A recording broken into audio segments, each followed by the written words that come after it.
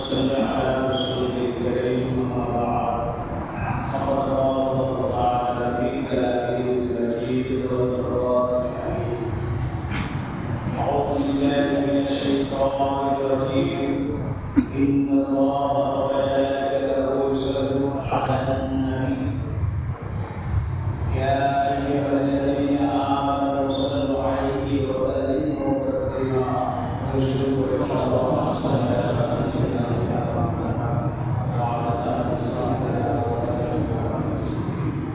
قال الله تعالى في كلامه المجيد والقرآن الحميد ولا تحسبن الذين قتلوا في سبيل الله أمواتا بل أحياء عند ربهم يرزقون قال النبي صلى الله عليه وسلم من أحبه فقد أحبني ومن أبغضه فقد أبغضني صدق الله العظيم মশালীয় মায়ের সফরের প্রথম মাস বছরের বিরুদ্ধে আমরা সরকারকে সর্বপ্রথম আল্লাহ সুবহানাহু ওয়া তাআলার লাখ কোটি শুকর আদায় করি যে মহান রব্বুল আলামিন আমাদের সকলকে তার পবিত্র স্থানে একত্রিত করেছেন, আশা তৌফিক দিয়েছেন, প্রাণ ভরে সেই মহান দরবারে অনুরোধ দরবারে সিজদা করার মস্তকে শুকরিয়া জ্ঞাপন করি। সকল আওয়াজ করে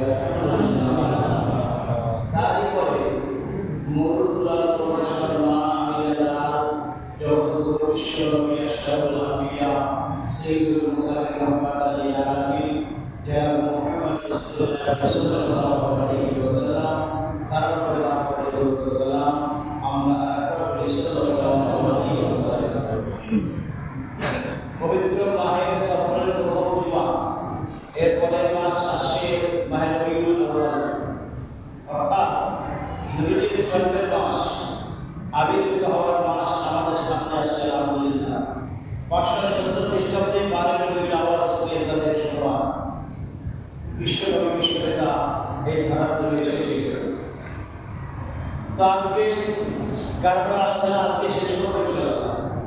আগামী জুমাতে করবো আলোচনা শুরু করবো আমরা চাই ইনশাআল্লাহ। তার আগে আমি কয়েকটি কথা বলতে চাই।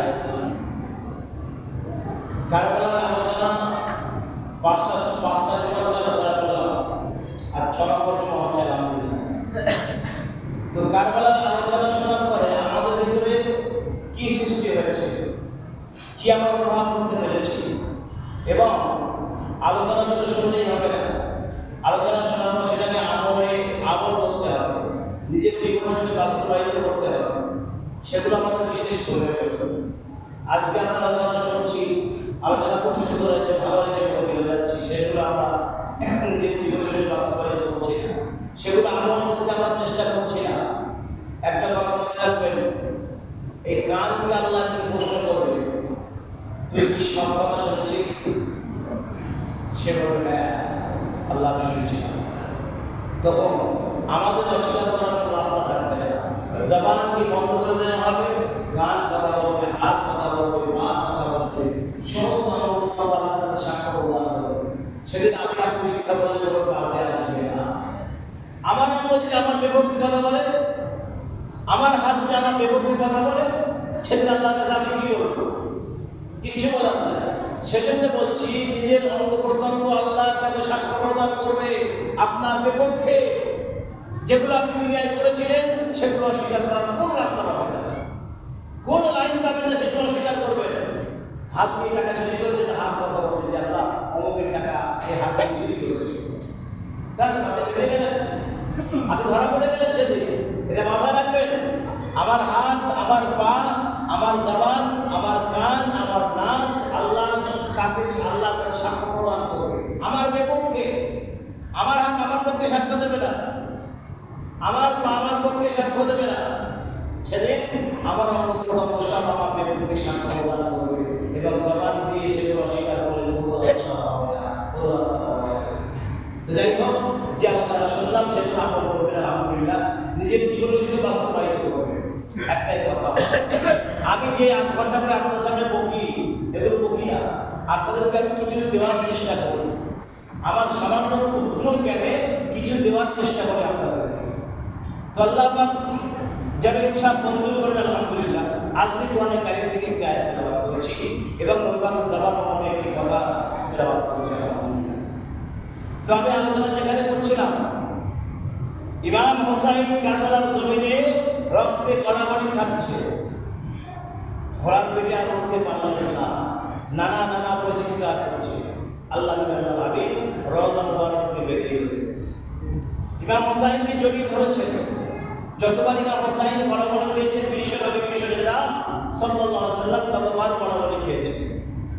এখন হোসাইন অবশেষে আর যুদ্ধ করতে পারলেন না, ঘোড়ার পেটে উঠতে পারলেন না, পড়ে গেলেন। পানি খাবেন, পানি খেলেন না। ইমাম হোসাইন মনে করছে আমার সঙ্গে সাথে কেউ পানি খেল না, পানি না খেয়ে সবাই শাহাদাত বরণ করবে, আমি হোসাইন কি করে পানি খাই?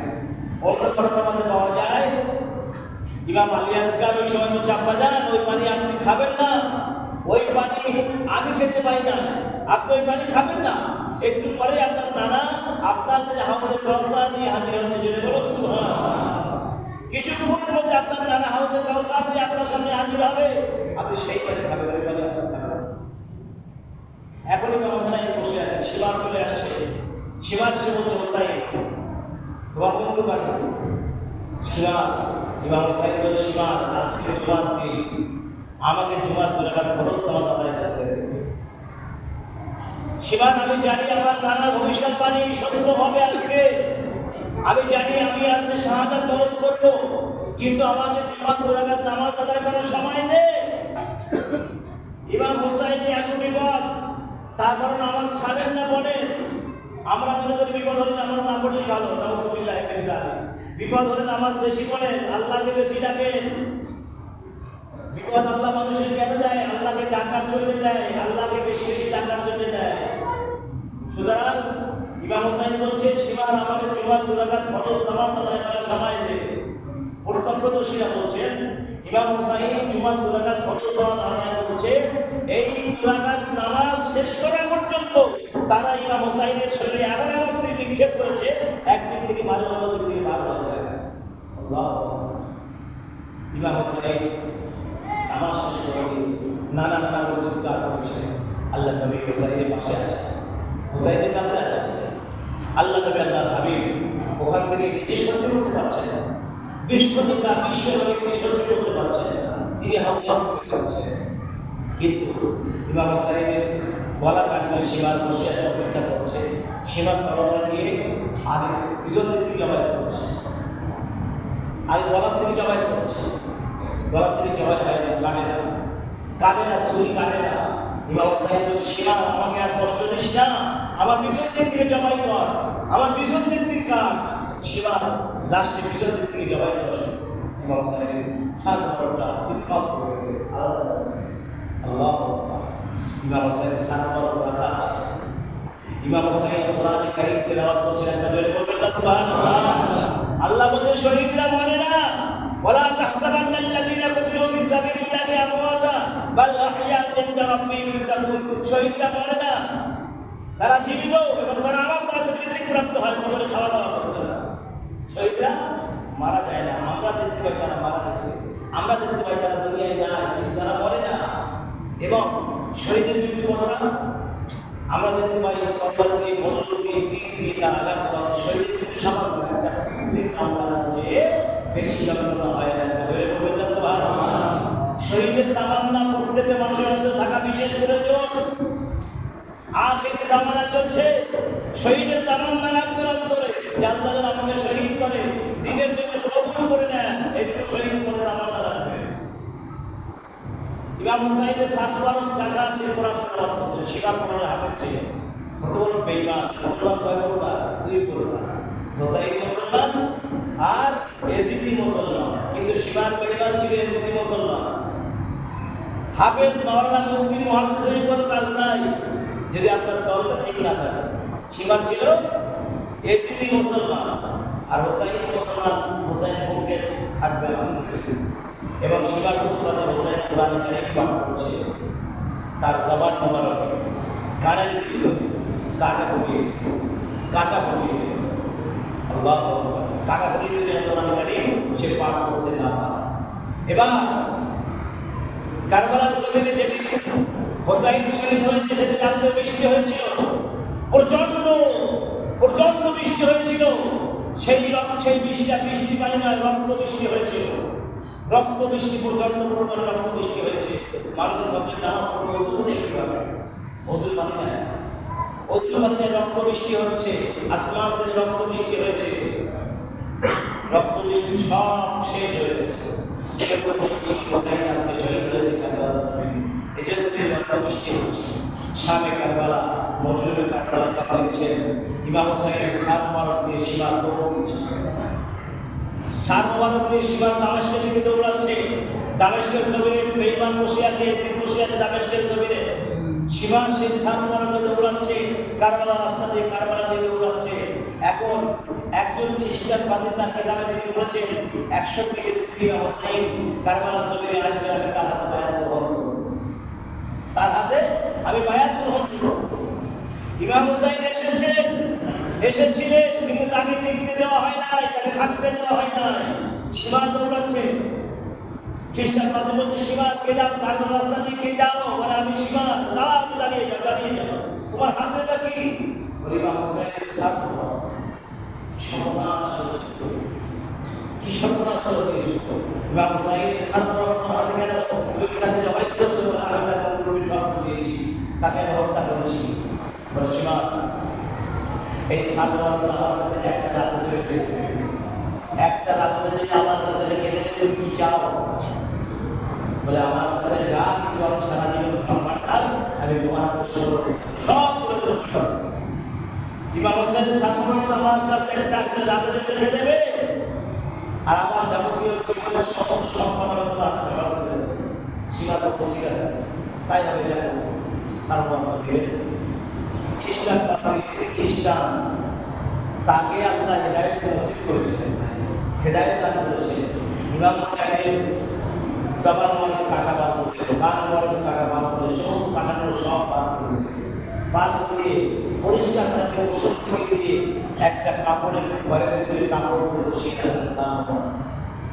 এখন রেখে খ্রিস্টান পাত্রী মুসলমানরা একটু বাইরে গেলেন, ব্যাস দরজা আপনার বন্ধ হয়ে গেল। একবার জয় বলুন দরজা আপনার বন্ধ হয়ে গেল। খ্রিস্টান পাত্রী বলছে দরজা বন্ধ হয়ে গেল, কি ব্যাপার? খোলার চেষ্টা করতে পারবো। তিনি দরজার বাইরে কান লাগিয়ে শুনছে, ঘরের ভিতরে কথা বলছে। আগে সালাম, আসসালামু আলাইকুম ইয়া রাসূলুল্লাহ, আসসালামু আলাইকুম ইয়া হাবিবাল্লাহ।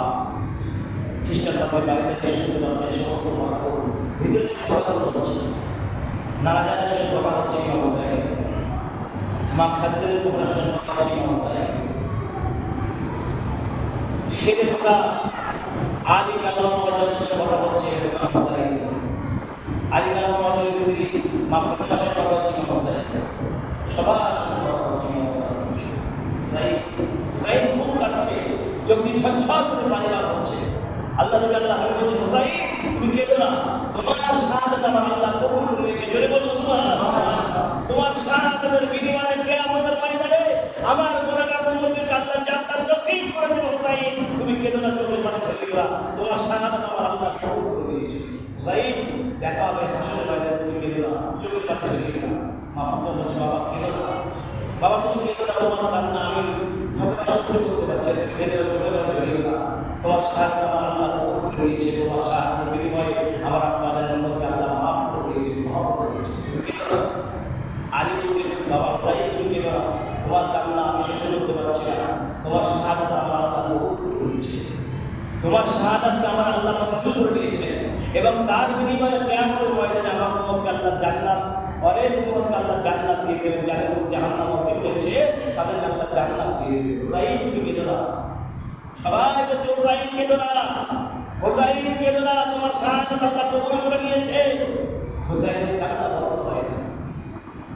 সকাল হয়ে গেল, খ্রিস্টান পাত্রী হোসাইনের সাথে সীমারের হাতে দিয়ে সীমা যাও হয়ে যাও। কিন্তু খ্রিস্টান পাত্রী কেন সীমারের সাত বরণে রেখে দিলেন? একটা রাতের জন্য কেন রাখলেন? তিনি ইসলাম কবুল করবেন, মুসলমান হয়ে যাবেন, খ্রিস্টানদের মুসলমান হয়ে যাবেন। এই জন্য তারা সাত বরণটা ভালোবাসার খাতিরে রেখে দিলেন এবং তাকে যত্ন আহ্বান করবেন, তার সঙ্গে ভালোবাসা বিনিময় করবেন। এই জন্য একটা রাতের জন্য গোষ্ঠীর পাত্রী তার সালমা করে রেখে দিল। এদিক থেকে আল্লাহ নবী আল্লাহর হাবিব মাটি যার কাছে রেখে দিয়েছিলেন, উম্মে সালমার কাছে রেখে দিয়েছিলেন। উম্মে সালমা বলছে, আমি যখন এশার নামাজের মধ্যে কি আল্লাহ নবী রওজা থেকে কারা হাউ হাউ করে কান্নার শব্দ শুনতে পাচ্ছি। নবী রওজা থেকে হাউ হাউ করে কান্নার শব্দ শুনতে পাচ্ছি। আমি কি এশার নামাজ পড়ে শুয়ে পড়লাম, ঘরে ঘুমিয়ে গেলাম। ঘুমিয়ে যাওয়ায় আল্লাহ নবী স্বপ্ন দেখছি, আল্লাহ নবী আল্লাহর হাবিব কোথা থেকে যেন হেঁটে হেঁটে আসছে, তার গায়ে রক্ত মাখা, জামায় রক্ত লেগে আছে। আল্লাহ নবীকে জিজ্ঞাসা করলেন, ইয়া রাসূলুল্লাহ, ইয়া হাবিবাল্লাহ, আপনি কোথায় গিয়েছিলেন? ইয়া আল্লাহ নবী বললেন, সালমান, তোর কাছে যে মাটিগুলো আমি রেখেছিলাম সেই মাটিগুলো দেখ, বদরের মাটিগুলো লাল হয়ে গেছে। আমার হুসাইন কারবালা শহীদ হয়ে গেছে। সালমান, আমার হুসাইন কারবালায় না, হুসাইন কারবালায়। আমি উম্মে সালমা বলছি, ইয়া রাসূলুল্লাহ, আপনি রওজা ছিলেন না, আপনার রওজার চারপাশে কাঁদছে, কান্নার শব্দ শুনতে পেলাম। আপনার রওজার ভিতরে কারা আছে? রাসূল বলছেন, উম্মে সালমা, আমি যখন হুসাইন যখন কারবালার জমিনে নানাজান করে চিৎকার দিয়েছি, আমি রওজা থেকে বার হয়ে গেছি। আমার রওজায় আল্লাহর রহমতের ফেরেশতারা কান্নাকাটি করছে, তারা হাউ হাউ করে কাঁদছে। উম্মে সালমা, জানিয়ে দিস বিশ্ববাসীকে, আল্লাহ পাক ইমাম হুসাইনের শাহাদাতকে কবুল করে নিয়েছেন এবং তার বিনিময়ে আমার উম্মত আল্লাহ জান্নাত নসিব করবেন। জোরে বলুন সুবহানাল্লাহ। ইমাম হুসাইন শহীদ হয়ে গেল কারবালার জমিনে। আজকে বিশ্বকবি আল্লামা ইকবাল রহমাতুল্লাহ বলছেন, ইসলাম জিন্দা হতে হ্যায় হর কারবালা কে বাদ। একবার জোরে বলুন সুবহানাল্লাহ। ইমাম হুসাইন যদি আজকে জীবন না দিত, ইসলাম আমাদের পর্যন্ত পৌঁছাতো না। ইমাম হুসাইনের শাহাদাতটাকে আল্লাহ পাক রব্বুল আলামিন ইসলামকে আরো প্রখর বানিয়ে দিলেন। বিশ্বের জমিনে সব জায়গায় ইসলাম পৌঁছে গেছে। এমন কোনো মানুষ নাই কেউ বলতে পারবে না যে আমাদের ইসলাম আসে না, ইসলাম আমাদের পৌঁছায় না। আজকে বাংলাদেশ, তার যত দেশ আছে, সমস্ত দেশে ইসলাম পৌঁছে গেছে এবং বাংলাদেশ কি তার ওখানে যত দেশ আছে সব জায়গায় ইসলাম পৌঁছে গেছে এবং সেখানকার তেলাওয়াত শুনলে আপনি অবাক হয়ে যাবেন, আশ্চর্য হয়ে যাবে। সেখানকার তেলাওয়াত শুনলে তাহলে এসব শুনলে বোঝা যায় তাদের ইসলাম পৌঁছেছে। আলহামদুলিল্লাহ, ইমাম হুসাইনের শাহাদাতে আমার আল্লাহ পাক তাম দুনিয়ায় সব জায়গায় ইসলাম পৌঁছে দিয়েছে। আজকে আল্লাহ নবী আল্লাহর হাবিব একথা বললেন এবং কিয়ামতের ময়দানে কঠিন মাহশরে মা ফাতেমা আমার ইমাম হুসাইনের সারবার আল্লাহর রাসূল জান্নাত। এর বিনিময়ে আমি কি চাই? এর বিনিময়ে আমার আব্বার উম্মতকে মাফ করে দেন। আমার নবী আল্লাহর হাবিব সাল্লাল্লাহু আলাইহি ওয়াসাল্লাম ইমাম হুসাইনের কারবালার জমিনে যে জামাটা গাইছেন সেই জামাটা আমার নবী আল্লাহর কাছে পেশ করলেন, আল্লাহ, আমি ইমাম হুসাইনের জামা পেশ করেছি, আল্লাহ এর বিনিময়ে আমার উম্মতকে আপনি মাফ করে দেন। একজন কবি, একজন নেতা যিনি শুধু উম্মতের জন্য কান কেটেছেন, উম্মতের জন্য পাগল হয়ে গেছেন, উম্মতের চিন্তায় সারা জীবনে কিচ্ছু করতে পারেন নাই, উম্মতের চিন্তায় নিজে এক কানা জমিও কিনতে পারেন নাই, উম্মতের চিন্তায় নিজের কোনো ব্যাংক ব্যালেন্স করতে পারেন নাই, উম্মতের চিন্তায় নিজের সন্তান সন্ততিকে কিচ্ছু করতে পারেন নাই। একজন কবি, একজন নেতা, বিশ্ব নেতা, বিশ্ব নবী সাল্লাল্লাহু আলাইহি ওয়াসাল্লাম, তিনি জীবনে কিচ্ছু করতে পারেন না। আজকে আমরা যখন মেয়ে কি বলি, ছেলের কি আছে, ব্যাংক ব্যালেন্স কি আছে, তার অ্যাকাউন্টে কি আছে, তার বিশাল সম্পত্তি কি আছে। আজকে বিশ্বনবী সাল্লাল্লাহু আলাইহি ওয়াসাল্লাম যখন মা ফাতেমাকে বিয়ে দেয় আলীর সঙ্গে, আমার নবী বললেন, আলী আমার 10 জন সাহাবীর মধ্যে একজন, জোরে বলুন সুবহানাল্লাহ। এবং আমার নবী সেখানে প্রকাশ করে দিলেন, আল্লাহ পাক এই তামাম কায়নাতকে জঙ্গল বানিয়েছেন, জঙ্গল, এবং সেই জঙ্গলের বাঘ আল্লাহ পাক আলীকে দিয়েছেন। একবার জোরে বলুন সুবহানাল্লাহ। আমার নবী আলী দেখেন, নবী কিচ্ছু দেখেন না, কত টাকা আছে, সোনা আছে, দানা আছে, ব্যাংক ব্যালেন্স কি আছে, জমি জায়গা কি আছে, কিচ্ছু দেখেন না, শুধু দেখেন আলীর মধ্যে ঈমান আছে। আলী আমার সাহাবী, আলী নবীর চাচতো ভাই, আপন চাচতো ভাই। তাই হোক, এটা নবী নিজে দেখেছিলেন। এখনকার জামানায় সেই সব দেখে না মানুষ, এদের সব ভুল করতেছে। নামাজি দেখে না, ইমানদার দেখে না। আরে আগে দেখেন নামাজ পড়ে কিনা, নামাজি কিনা, আগে ভালো করে নামাজি কিনা, তারপরে যা দেখবেন পরে দেখবেন। আগে দেখেন ছেলেটা নামাজ পড়ে কিনা, সে আল্লাহকে মানে কিনা, নবীকে স্বীকার করে কিনা, এটা আপনি আগে দেখবেন, তারপরে যা আর করেন কথা। তো যাই হোক, আজকে যে আলোচনা, আজকে ইনশাআল্লাহ কারবালার আলোচনা আজকে শেষ করলাম। আল্লাহ পাক আমাদের সক্রিয় শোনার চাইতে বেশি বেশি আমল করার তৌফিক দান করুন। আমরা বলি আল্লাহুম্মা আমিন। ওয়া দাওয়ানা আলহামদুলিল্লাহি রাব্বিল আলামিন। বাইরে একটা মহিলা বসে আছে, খেয়াল করবেন, তার মাথায় কি হয়েছে জানি না। উনি কাগজ নিয়ে বসে আছেন, তাতে ডাক্তার প্রেসক্রিপশন আছে, আপনার ডাক্তার ইচ্ছা করে সাহায্য করতে হবে। আমাদের কাছে তারা সাহায্য চলে আসে। মানুষ ইচ্ছা করে ছবি কেউ আসে না, ইচ্ছা করে কেউ কারো কাছে হাত পাততে চায় না। কোনো মানুষের কাছে হাত পাততে চায় না যতক্ষণ সেই মানুষটা সেই পরিবেশে না আসে, সেই অনুষ্ঠানে না আসে, ততক্ষণ হাত পাততে চায় না। সেই মানুষটা বসে আছে আপনার সবার কাছে সাহায্য